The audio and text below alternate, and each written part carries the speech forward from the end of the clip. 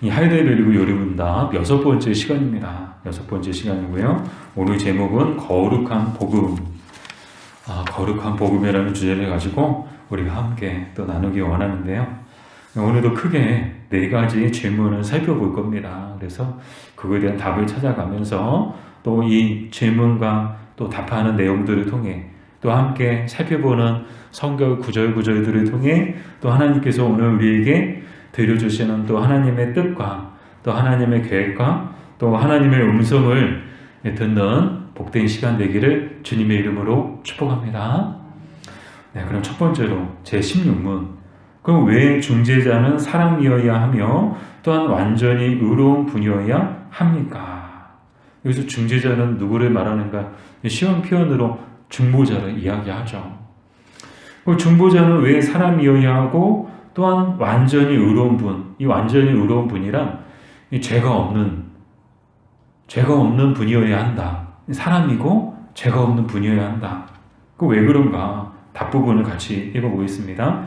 하나님의 공의는 죄를 지은 인간의 본성을 가진 자가 그 인간의 죄에 대해 만족시키는 것을 요구합니다.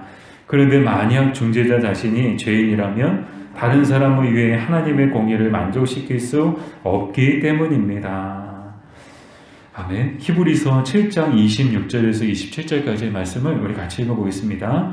이러한 대제사장은 우리에게 합당하니 거룩하고 악이 없고 더러움이 없고 죄인에게서 떠나 계시고 하늘보다 높이 되시니라. 그는 저 대제사장들이 먼저 자기 죄를 위하고 다음에 백성의 죄를 위하여 날마다 제사 드리는 것과 같이 할 필요가 없으니 이는 그가 단번에 자기를 드려 이루셨습니다. 아멘. 자, 답을 정리해 볼까요? 왜 중재자, 그 중보자는 사람이어야 하고 또한 죄가 없는 분이어야 하는가? 그 이유가 뭘까요? 한마디로 하나님께서 그것을 요구하시기 때문에. 저희 하나님이 중보자는 사람이어야 한다. 또한 사람이지만 그러니까 너희들과 똑같은 죄인들이 아니라 너희들과는 다른 죄가 없는 사람이어야 한다. 이거 기준을 누가 만드신 거예요? 하나님이 만드신 거예요. 그래서 중보자의 조건, 중보자 너희와 나의 사이에서 중보자의 그 갖춰야 될 조건은 반드시 사람이어야 하고 또한 죄가 없는 분이어야 한다. 이게 한마디로 이제 중보자의 자격을 이야기하는 것인데요. 그냥 우리가 이제 살아가는 이 세상도 마찬가지죠. 어디 취업하고 싶어도요. 뭐 취업하고 싶다고 내가 가서 일하고 싶어요. 저 공부 잘해요. 저 일 잘해요. 저 뭐든지 시켜주면 잘할 수 있어요. 뭐 이런 이제 그런 마인드가 참 중요하죠. 그러나 마인드보다 더 중요한 게 뭘까요? 거기서 원하는 사람의 조건이에요. 그죠? 우리 재훈 형제가 오뚜기 들어와서 참 이제 힘든 일 하지만 그래도 잘 적응하고 있는데 저 오뚜기 들어가고 싶어요. 그런다고 그래 들어와요. 그런 기업이 있을까요? 없어요. 들어가고 싶어도 반드시 절차를 거쳐야 되고요. 거기서 원하는 조건을 충족시켜야 되는 거예요. 우리 재훈 형제가 오뚜기에 다니고 있지만 다닐 수 있었던 것도 거기서 원하는 조건을 충족시켰기 때문에 그래서 들어와서 일하십시오 하는 것이지 저 들어가고 싶어요. 저 일 잘해요. 뭐든지 시키면 잘할 수 있어요. 아니요. 그런다고 해도 들어갈 수가 없는 거예요. 마찬가지입니다. 누구나 다 중보자가 될 수 있느냐? 그렇지 않다는 거예요. 왜요? 하나님께서 중보자의 조건을 분명하게 제시하고 계시기 때문에 너희의 중보자, 너희와 나 사이의 중보자는 반드시 사람이어야 한다. 근데 너희랑 똑같은 죄인이 아니라 죄가 없는 사람이어야 한다. 이 기준은 하나님이 정하신 거죠. 그래서 그 하나님의 공의가 그것을 요구하기 때문에 우리의 중보자는 사람이어야 하고 또한 완전히 의로운 분이어야 한다는 거. 이해되시나요? 네. 그럼 질문을 볼까요? 추가 질문이죠. 중재자가 우리에게 대제사장이어야 하는 이유는 무엇인가요? 이 중재자의 역할을 또 중재자의 모습을 성경에서 가장 잘 설명해 주고 있는 그 직분이 바로 대제사장이에요. 그 대제사장, 이 구약 성경에 자주 등장하죠. 대제사장은 뭐 하는 사람인가? 말 그대로 백성들을 대신해서 이 하나님께 나아가서 속죄의 제사를 드리는 사람, 그런 직분을 맡은 사람, 그 사람들을 대제사장이라고 이야기하죠.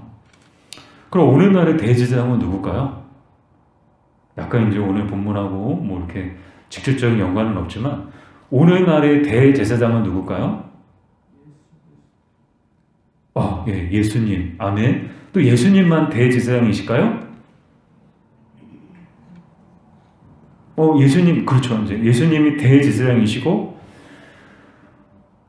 그러면은 예수님만 제사장이시고, 이 시대는 그 제사장이 없을까요?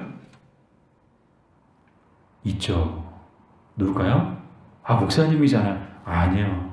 맞는 말이지만 또 100% 맞는 말은 또 아니에요. 목사만 제사장이냐? 아니요. 이 목사 간혹 이제 성도님들이 구약 시대의 제사장의 모습과 오늘 이 시대의 목사님의 모습, 역할을 똑같은 것 아니냐, 같은 직분 아니냐. 그러나 엄밀히 말하면 목사님만 제사장이냐? 그렇지 않습니다. 우리 모두가 다 제사장들인 줄 믿습니다. 왜 그럴까요? 예수님께서 십자가에서 못 박혀 돌아가실 때 성소와 지성소를 딱 구분하는 휘장이 찢어졌어요. 이것이 무엇을 뜻하는가 하면 이제 누구라도 다 하나님 앞에 그 지성소 안으로 들어가서 하나님을 만날 수 있다는 거예요. 그러니까 모두가 다 제사장이 됐다는 거예요. 이 말을 이제 우리는 만인 제사장이라고 이야기하죠. 우리가 다 제사장들이에요. 목사님만 제사장이냐? 아니요. 여러분 오해하지 마세요. 저도 제사장이고 여러분도 제사장이에요. 그러니까 꼭 목사님만 하나님 앞에 나아갈 수 있느냐? 목사님만 중보자가 되느냐? 아니, 그렇지 않죠. 유일하고 참된 중보자는 오직 예수님 한 분이신 줄 믿습니다. 우리는 그 예수님을 본받아서 그 예수님의 그 십자가의 공로를 힘입어서 우리도 담대히 성소로 나아가는 거예요. 지성소로 나아가는 거예요. 그래서 하나님을 만날 수 있는 거예요. 하나님을 아버지라고 부를 수 있는 거예요. 장로교 헌법이 이제 교단마다 다르긴 하지만 꼭 목사님만 강단에서 설교할 수 있느냐? 대부분의 이제 교단은 집사님들도 앞에서 설교할 수 있어요. 예배 인도할 수 있어요. 꼭 목사님만 예배를 인도해야 되느냐? 꼭 목사님만 설교해야 되느냐? 교단마다 좀 법이 좀 다르긴 하지만 대부분의 교단들, 적지 않은 교단들은 집사님도 앞에서 이 강단에서 설교할 수 있어요. 왜 그럴까요? 우리는 다 제사장들이기 때문에. 목사만 제사장이 아니고 우리가 다 제사장들이기 때문에. 그러면은 또 한편으로도 이렇게 얘기하시는 분들이 계세요. 그럼 목사님은 안 계셔도 되겠네요. 그러면 저는 뭐 먹고 살아야 되나? 뭐 하고 살아야 되나? 어디로 가야 되나? 심각한 고민을 하게 되는데요. 오늘날에 이제 목사의 직분도 반드시 필요하죠. 왜요? 누군가는 전적으로 이 구약시대의 레위인들처럼 구약시대의 제사장들처럼 전적으로 교회를 섬기고 성전을 섬기고 하나님을 섬기고 또 백성들을 섬기고 하는 것처럼 누군가는 오늘 이 시대에도 그런 역할을 감당해야 되는데 그걸 누가 할 거냐? 이 목사님들이 하시는 거예요. 목회자들이, 교육자들이 그 일을 하고 있는 거예요. 그렇다고 오해하지는 마시라는 거죠. 목사님들만 제사장들이냐? 아니라는 거예요. 우리가 다 제사장들인 줄 믿습니다. 자, 그러면 중보자가, 중재자가 우리에게 대제사장이어야 하는 이유는 무엇인가요? 히브리서 5장 1절 우리 말씀 같이 읽어볼까요? 대제사장마다 사람 가운데서 택한 자이므로 하나님께 속한 일에 사람을 위하여 예물과 속죄하는 제사를 드리게 하나니. 아멘. 자, 이 대제사장을 누가 만드셨는가? 이 하나님이 정해 주신 직분이에요.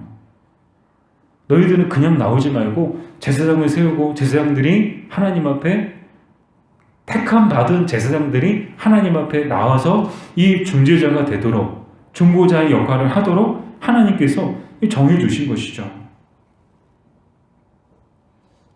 근데 이 과정을 살펴보면 구약시대에는 짐승을 가지고 와서 자기의 죄를 그 짐승의 그 피로 대신 속죄를 했죠. 속죄 제사를 드렸죠. 그래서 제사장들이 하는 일은요, 그 사람들이 가지고 온 그 짐승, 그것을 가지고 하나님 앞에 제사 드리는 그런 일들을 제사장들이 주관해서 또 담당했음을 보게 되는데, 그러나 이 짐승들을 바치는 제사가 이 없어진 이유는요, 바로 예수님께서 십자가에서 못 박혀 돌아가심을 통하여 자신을 그 희생의 제물로 내어주심을 통하여 우리의 죄의 문제를 단번에 그리고 완전히 영원히 해결해 주셨기 때문인 줄 믿습니다.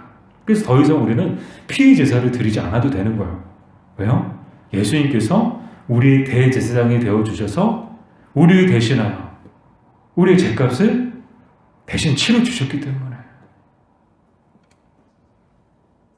근데 이 예수님의 이 제사장적 직분을 보면서 참 이 마음 가운데 그런 마음이 생기더라고요. 아, 우리도 이 시대 예수님처럼 정말 예수님이 하신 일은 그거예요.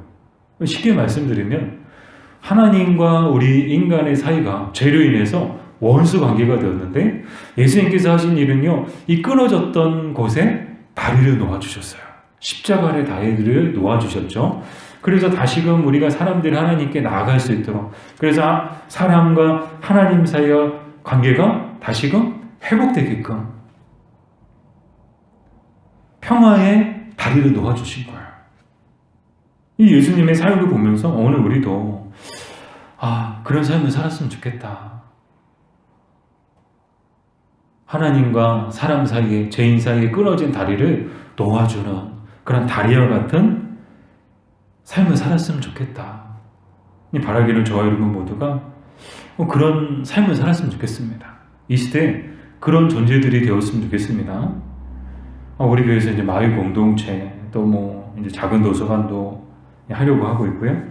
또 이제 수학 교실도 하고 있고, 또 바라기는 이제 또 지하 1층에 교육관, 거기 이제 비어 있으니까 마음은 그래요. 비어 있는 공간, 이 동네 사랑방이 없다는데 정말 카페처럼 이렇게 해가지고 꾸며가지고 정말 동네 사랑방 같은 그런 곳이 되었으면 좋겠다. 그런 여러 가지 생각들을 하고 있거든요. 근데 이렇게 하는 이유가 뭘까요? 교회가 세상과 하나님 사이에 정말 징검다리가 되었으면 좋겠다. 다리를 놓는 곳이 되었으면 좋겠다. 그래서 이 교회, 우리 교회를 통해서 사람들이 하나님께 나아갈 수 있도록, 사람들이 복음을 들을 수 있도록, 사람들이 예수님을 만날 수 있도록 그런 다리가 되어주는 역할을 우리 교회가 했으면 좋겠다. 다 그런 마음에서 하는 거잖아요. 우리가 영광 받으려고 마을 공동체요? 우리가 할 거 없어서 그 우리 이름이라도 한번 내보자. 그래서 작은 도서관 하는 것도 아니고, 시간이 많고, 그래서 재능 기부나 해볼까. 그러고서 수학교실 하는 것도 아니실 거고. 제가 카페를 하려고 하는 이유도, 카페를 하고 싶어 하는 마음도, 거기서 돈 벌려고 하는, 장사하려고, 아니요. 그런 마음 추워도 없습니다. 어떻게든 우리 교회가, 또 우리의 삶이 정말 예수님의 삶을 본받아서 다리를 놓는 그런 교회가 되었으면 좋겠고, 다리가 되어주는 그런 삶을 살았으면 좋겠다. 바라기를 저 여러분 모두가 정말 이 죄인데 하나님 없이 살아가는 사람들과 하나님 사이에 다리를 놓는 사람들이 되기를 주님의 이름으로 축복합니다. 우리 교회도 다리를 놓는 교회가 되기를 주님의 이름으로 축복합니다. 그런 교회가 되었으면 좋겠어요. 다리가 되어주는. 자, 제17문. 그럼 왜 중재자는 하나님이어야 합니까? 자, 이 하나님의 공의가 무엇을 요구하셨죠? 너희 반드시 정보자는 사람이어야 하고 죄가 없어야 되고, 또한 하나님, 신이어야 된다. 하나님이어야 한다. 그 두 번째 중요한 이제 요건을 말씀해 주고 계시죠. 그래서 왜 정보자는 하나님이어야 합니까? 답부분을 같이 읽어볼게요. 그래야 그의 신적인 능력으로서 그의 인성 가운데 하나님의 진노를 감당하고 견뎌낼 수 있으며 우리에게 의와 생명을 얻게 해줄 수 있고 우리를 회복시킬 수 있습니다. 아멘. 나훔 1장 6절 말씀을 같이 읽어볼게요. 누가 능히 그의 분노 앞에 서며 누가 능히 그의 진노를 감당하랴. 그의 진노가 불처럼 쏟아지니 그로 말미암아 바위들이 깨지는도다. 아멘. 자, 어떤 말씀을 하고 계시는가? 그 하나님의 그 진노의 불, 그 하나님의 그 진노를 감당할 수 있는 사람이 있냐 없냐? 일단 결론부터 얘기하면 감당할 수 있는 사람은 없다는 거예요. 사람은 도저히 감당할 수 없다는 거예요. 그 하나님의 진노의 불을 감당할 수 있는 존재는 오직 하나님밖에 없다는 거예요. 그러니까 뭐 사람이지만 죄는 없어요. 그렇다고 그 하나님의 진노의 불을 감당할 수 있느냐? 그것만으로는 불충분하다는 거예요. 동시에 신이어야 된다는 거예요. 하나님이어야 된다는 거예요. 신은 하나님밖에 없으니까. 저는 오늘 이 말씀을 보면서 적절한 비유가 뭘까? 겨울철이다 보니까 이제 막 화재가 많이 나잖아요. 근데 보면은요, 뭐 작은 불 같은 경우는요, 얼마든지 이 소화기로 끄면요, 끌 수 있더라고요. 그래서 큰 화재를 막을 수 있어요. 근데 뭐 처음부터 큰 불은요, 소화기 암만 가져가서 막 뿌려도요, 뭐 안 돼요. 끌 수가 없어요. 그래서 오늘도 이제 뉴스를 보니까 뭐 부산의 한 아파트에서 전기차를 충전하는데 전기차가 폭발해가지고 불나는 영상을 봤거든요. 순식간이요, 순식간. 차량이 폭발하는데 그냥 불씨가 나고 막 이렇게 조금씩 타고 그렇게 하는 게 아니고요. 불이 탁 하자마자 빡 옆으로 터지는데요. 옆에 차들이 몇 대가 있었는데 순식간에 불길이 그 옆에까지 싹 번지더라고요. 뭐 몇 초도 안 걸렸어요. 금방 순식간에 마치 가스통 터지듯이 팡 하고 이렇게 불이 나는데요. 그런 불은요, 소화기 뭐 가져가도 못 꺼요. 그런 불은 소방차가 와야 돼요. 소방차가 와야 그런 불을 끌 수 있는 거예요. 여러분 생각해 보세요. 하물며 하나님의 진노의 불, 그 불을 끌 수 있는 사람이 있을까요? 막 전 세계 소방차 다 동원하면 이 하나님의 진노의 불을 끌 수 있을까요? 아니요. 사람은 절대 못 끈다는 거예요. 오직 하나님만이 끄실 수 있다는 거예요. 그 일을 하실 수 있는 분은 오직 하나님밖에 없다는 거예요. 그래서 우리의 중재자는 하나님이어야 한다. 추가 질문 볼까요? 중재자가 반드시 사람인 동시에 하나님이어야 한다는 사실이 우리에게 주는 가르침은 무엇인가요? 그렇죠. 반드시 사람이고 동시에 하나님이어야 한다는 것이 우리에게 가르쳐주는 그 가르침은 무엇인가? 예레미야서 23장 6절 같이 읽어보겠습니다. 그의 날에 유다는 구원을 받겠고 이스라엘은 평안히 살 것이며 그 이름은 여호와 우리의 공이라 일컬음을 받으리라. 아멘. 자, 무엇을 가르쳐주고 있죠? 반드시 사람인 동시에 반드시 하나님이어야 한다.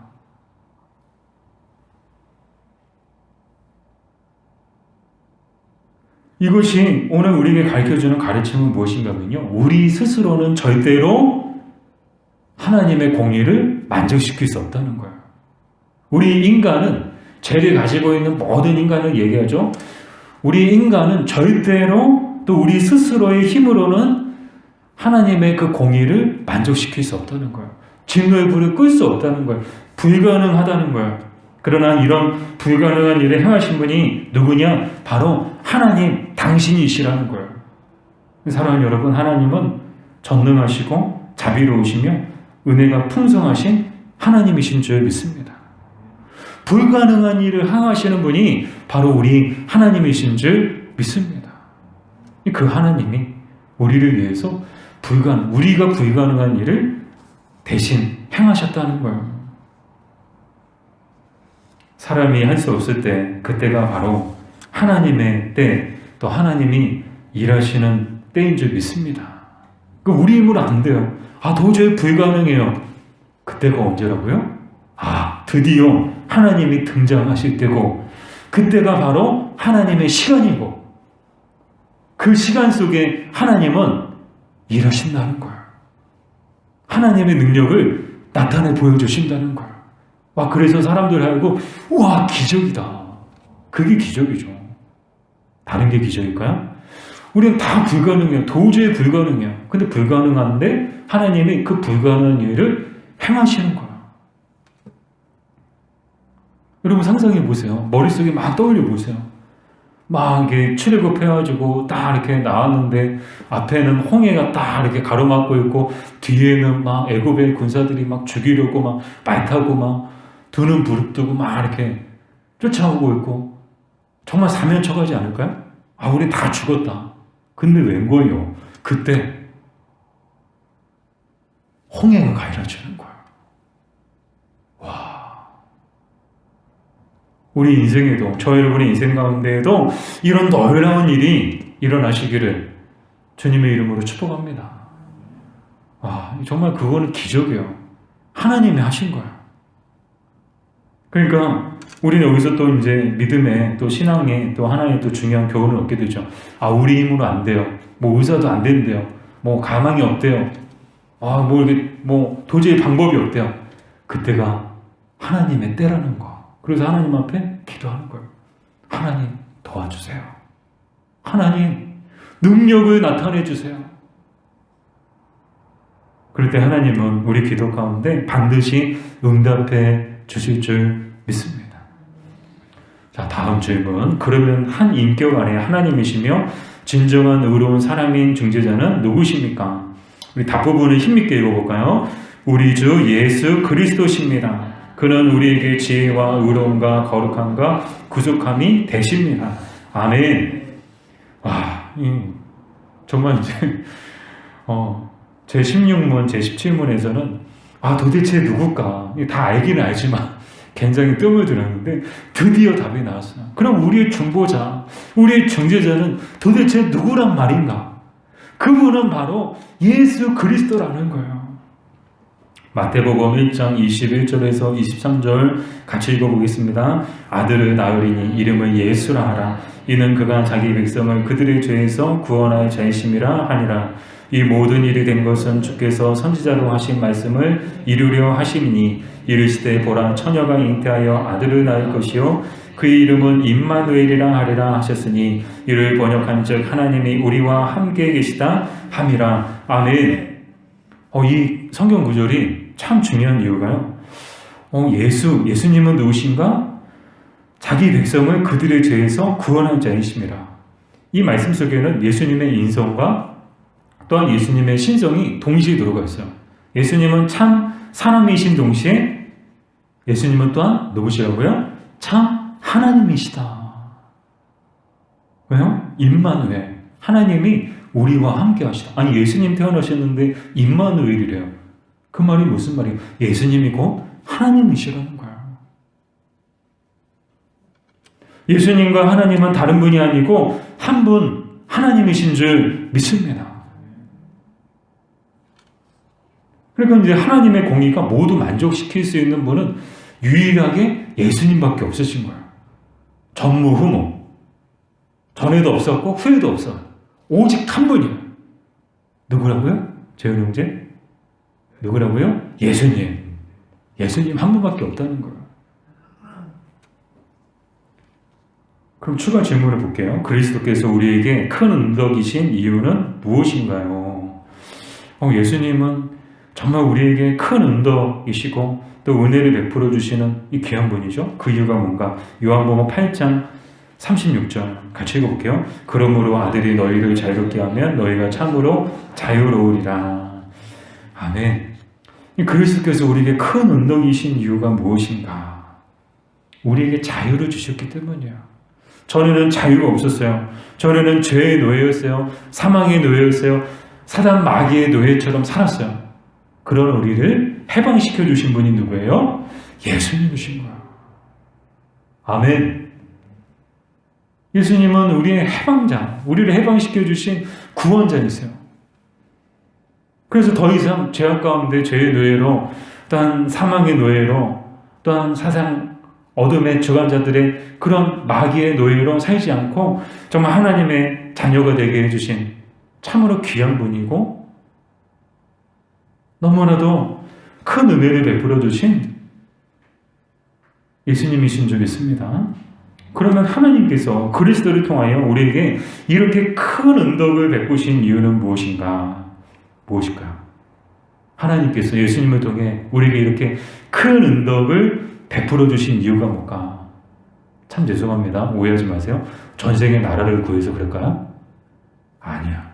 전생, 우리 그리스도인들에게는 전생이라는 것도 없고 다음 생이라는 것도 없죠. 왜요? 이 땅에서의 인생은 딱 한 번뿐이니까. 근데 흔히 이제 대박 나고 잘 되고 그러면은 속된 표현으로 내가 전생에 그 사람이 전생에 나라를 구했나? 그런 말들 하잖아요. 하나님께서 예수님을 통해서 우리에게 이렇게 큰 은덕을 베풀어 주신 이유는 뭘까요? 혹시 아시는 분 계세요? 힌트를 드릴까요? 제가 아이들한테 퀴즈 내면 꼭 힌트를 물어보더라고요. 힌트를 달라고. 힌트는 요한복음 3장 16절이에요. 요한복음 3장 16절. 자, 하나님께서 그리스도를 통하여 우리에게 이렇게 큰 은덕을 베푸신 이유가 뭘까요?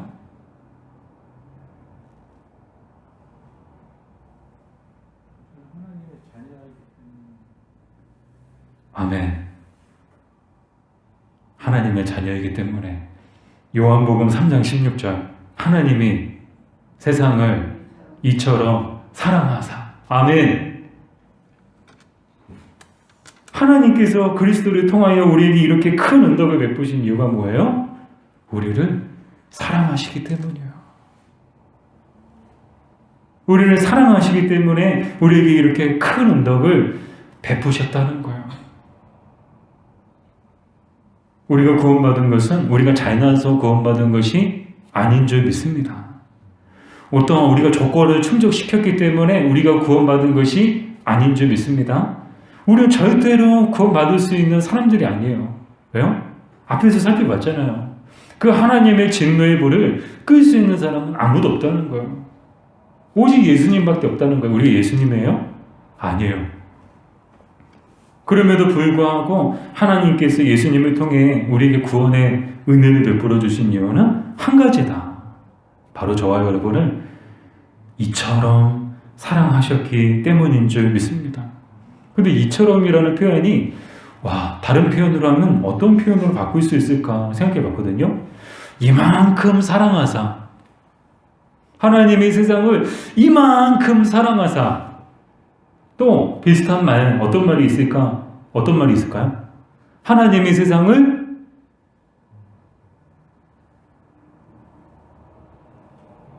이토록 사랑하사. 아멘. 그 이처럼 그 이처럼도 괜찮죠. 이처럼도 괜찮고.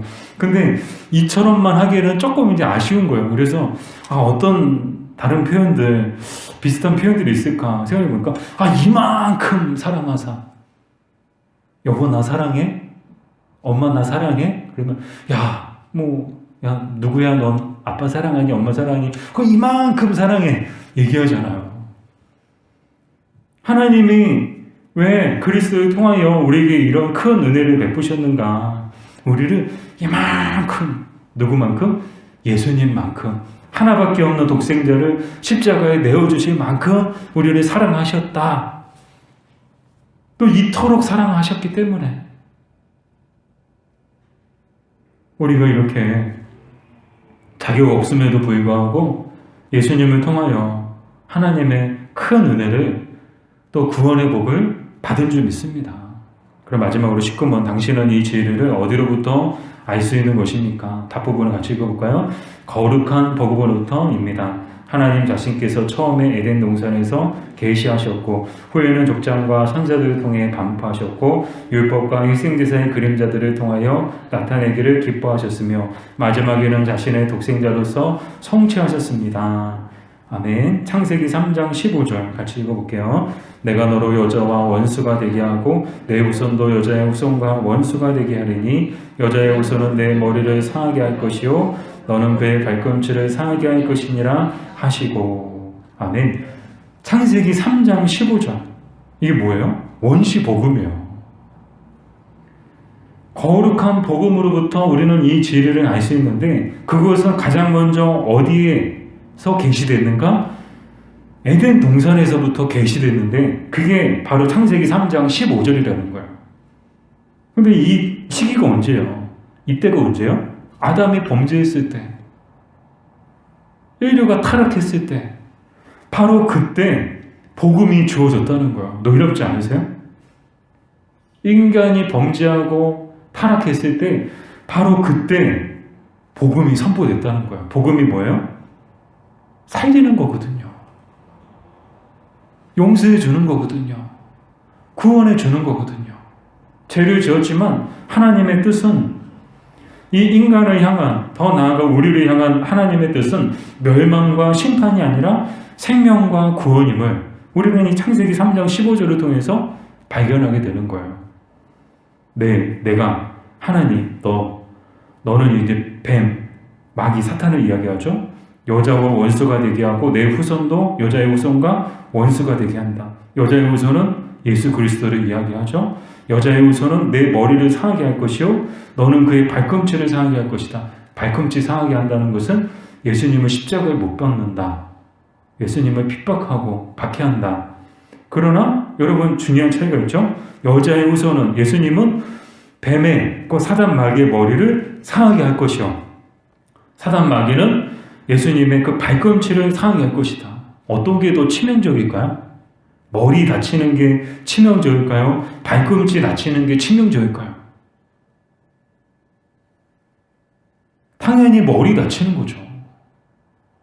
즉 사단의 권세가 예수님을 핍박하고 예수님 십자가에 못 박는 것은 발꿈치를 상하게 하는 정도지만, 예수님께서 십자가에서 못 박혀 돌아가심을 통해서 완성하신 구속의 사역은 사단의 권세, 그 어둠의 권세를 모두 무너뜨리고 승리하는 그런 놀라운 승리라는 것을 바로 이 창세기 3장 15절이 우리에게 가르쳐주고 있는 거예요. 그래서 이 창세기 3장 15절을 원시복음이라고 이야기하죠. 이렇게 에덴 동산에서부터 예수 그리스도에게 이르기까지 복음은 계속 선포되었다 라는 것을 이야기해주고 있죠. 자, 그러면 복음으로 구원받은 성도들은 어떻게 살아야 하나요? 히브리서 2장 3절 같이 읽어보겠습니다. 우리가 이같이 큰 구원을 등한히 여기면 어찌 그 보응을 피하리요? 이 구원은 처음에 주로 말씀하신 바요 들은 자들이 우리에게 확증한 바니. 아멘. 자, 근데 우리가 이같이 큰 구원을 등한히 여기면 된다는 거예요? 안 된다는 거예요? 안 됩니다. 아멘. 구원을 등한히 여기면 안 된다. 근데 등한히가 어떤 뜻인가 하면 소홀하게 여긴다, 가볍게 여긴다는 뜻이더라고요. 그러면 구원을 어떻게 여겨야 되는가? 구원을 소중한 것으로 여겨야 된다는 거예요. 왜요? 구원 자체는 너무나도 소중한 것이기 때문에. 자격 없는 자들에게 베풀어 주신 하나님의 큰 은혜이기 때문에. 복 받을 자격 없는 자들이 받은 엄청난 복이기 때문에. 또 엄청난 희생을 통해서 얻게 된 구원이기 때문에. 우리는 참 죄송합니다. 우리는 한 거 없어요. 여러분 구원받기 위해서 여러분 뭐 1,000만 원 내셨어요? 1억 내셨어요? 아니면 피를 흘리셨어요? 그래서 구원을 얻으신 분 계세요? 아니요. 우리가 한 건 아무것도 없어요. 근데 이 우리의 구원을 위해서 하나님은 엄청난 대가를 지불하셨습니다. 예수님도 엄청난 대가를 지불하셨어요. 뭐를 지불하셨을까요? 자기의 몸을 내어주신 거예요.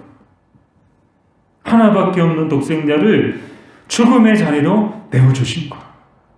이것을 생각할 때 우리는 우리가 받은 구원을 절대 등한히 여기면 안 된다는 거예요. 그래서 구원받은 자로서 그 구원의 소중함을 깨달아서 어떻게 살아야 되는가.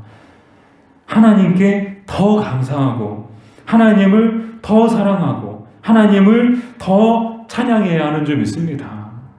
하나님을 더 잘 믿어야 하는 줄 믿습니다. 그래서 우리 교회 이름을 오늘 말씀 딱 준비하면서 더 교회로 지어도 괜찮을 법했다. 교회 이름이 더 교회. 한번 들으면 잊어버리지 않을 것 같아요. 이 더가 하나님께 더 감사하고 하나님을 더 사랑하고 하나님을 더 찬양하고 그래서 더 근데 또 이제 혹시 또 오해하실까봐 뭐 음주운전 단속할 때 더 혹시 그렇게 또 사람들이 또 받아들일까봐 교회 이름을 또 그렇게 짓는 것도 조심스럽겠다. 제가 말씀드리고 싶었던 것은요, 우리가 받은 구원을 소중하게 생각하고 구원받은 것에 감사하면서 하나님을 더 잘 섬기고 하나님을 더 사랑하고 또 하나님께 더 잘 믿고 그리고 또 섬기는 일에 우리 삶을 드렸으면 좋겠다. 그런 바람을 갖게 됩니다. 나아가 이 복음을 전하는 삶을 우리는 살아야 하는 줄 믿습니다.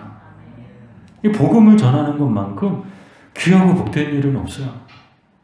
이 복음에 이 거룩한 복음을 또 이 참 복음을 이 고귀한 복음을 우리가 깨닫고 경험했다면 우리는 마땅히 이 거룩한 복음의 증인들로 살아야 하는 줄 믿습니다. 우리만 알고 있는 게 아니고요. 다른 사람들에게도 이 복음을 전하고 가르쳐주고 그래서 그들도 이 복음을 맛보고 복음을 경험하고 이 복음으로 자유롭게 되고 이 복음으로 구원받고 이 복음으로 은혜를 누리고 살아갈 수 있도록 우리는 우리의 삶이 온전히 복음을 전하는 자의 삶이 되어야 하는 줄 믿습니다. 이런 복된 삶 살아가는 저 여러분들 되시기를 주님의 이름으로 축복합니다.